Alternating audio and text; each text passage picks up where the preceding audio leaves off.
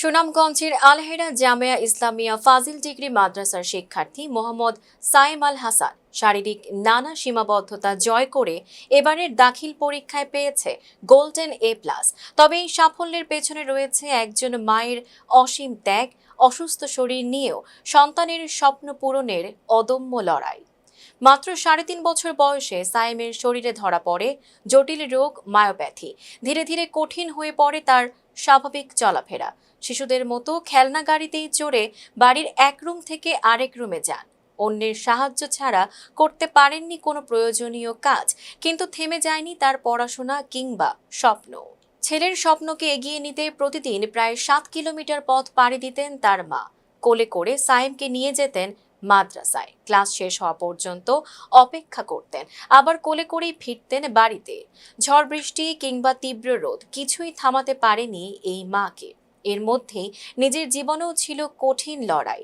ক্ষতিগ্রস্ত তার 2টি কিডনি। নানা অসুস্থতা নিয়েও সন্তানের পড়াশোনার পথে বাধা হতে দেননি নিজেকে। সাইমের মা ফেস দ্য পিপলকে জানান, সবই আল্লাহর ইচ্ছা, তার ফয়সালার ওপরই তিনি সন্তুষ্ট।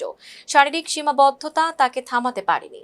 মেধা, অধ্যবসায় আর আত্মবিশ্বাস দিয়ে দাখিলে গোল্ডেন A+ অর্জন করে সাইম প্রমাণ করেছে প্রতিবন্ধকতা পথ কঠিন করতে পারে, কিন্তু স্বপ্নকে হারিয়ে দিতে পারে না। এই অবস্থার মধ্যে পড়াশোনা চালিয়ে যাওয়ার প্রধান শক্তি ছিলেন আমার মা, যিনি আমাকে কুলে করে স্কুলে নিয়ে গেছেন।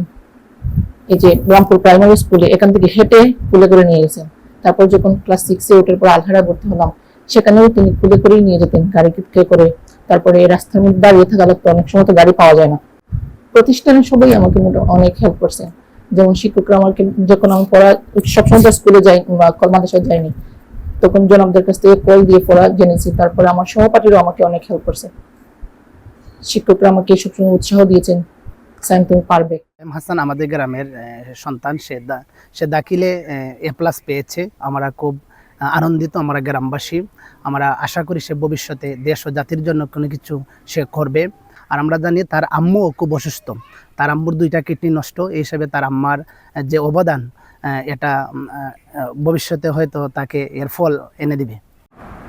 আমাদের দাখিল পরীক্ষা 2026-এর ফলাফলে সাইম আল হাসান আমাদের অত্যন্ত প্রিয় ছাত্র।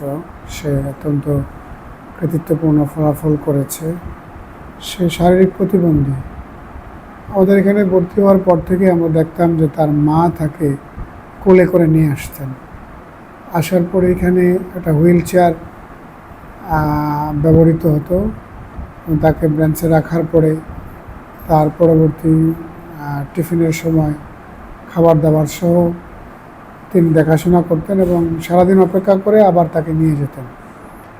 ছেলেটা অত্যন্ত মেধাবী ছিল এবং মনোযোগী ছিল। তার এই ভালো রেজাল্টের পেছনে আমাদের শিক্ষকদের অবদানের সাথে অত্যন্ত গুরুত্বের সাথে উল্লেখ করতে হয় তার মায়ের অবদান। একদিকে শারীরিক প্রতিবন্ধকতা, অন্যদিকে অসুস্থ মায়ের সীমাহীন ত্যাগ, এই দুই বাস্তবতাকে জয় করেই সাইমের সাফল্য। তার গোল্ডেন A+ তাই শুধু একটি ফলাফল নয়, এটি একজন মায়ের ভালোবাসা, ত্যাগ আর সন্তানের অদম্য স্বপ্নের জয়।